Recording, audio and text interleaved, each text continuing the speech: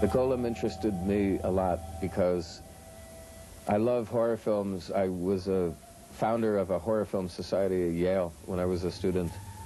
And also I'm interested in Jewish culture and myths.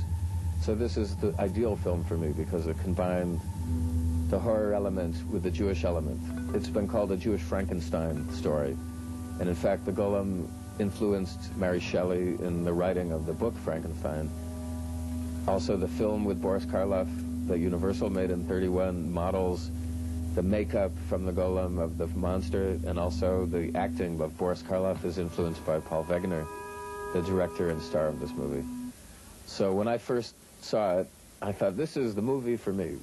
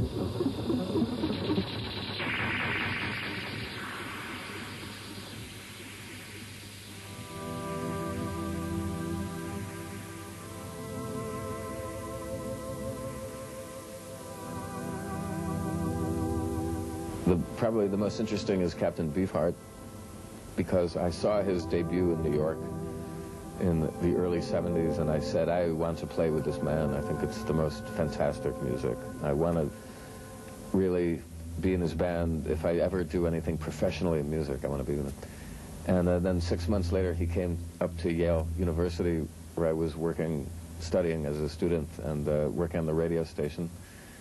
And they said, well, Gary, why don't you interview him because you've seen him and you like his music. And I met him and we became very friendly.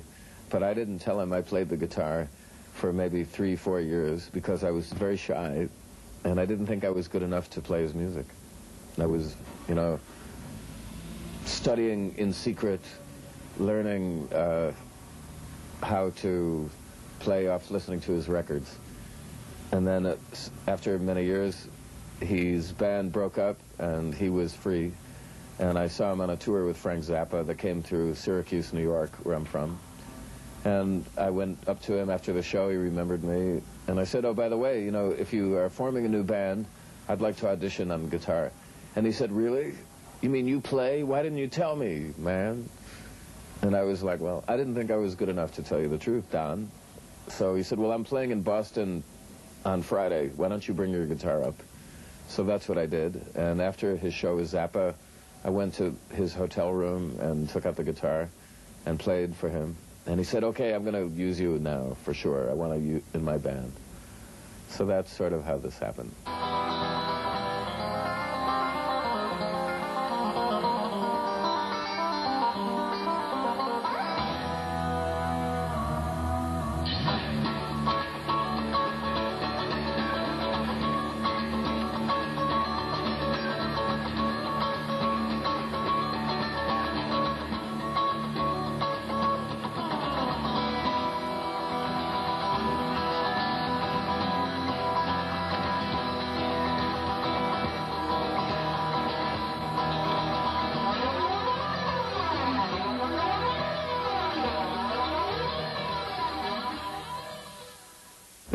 lot of music in the world, and, you know, if you find, you know, that you're able to adapt, you can communicate well with people and different cultures and different audiences.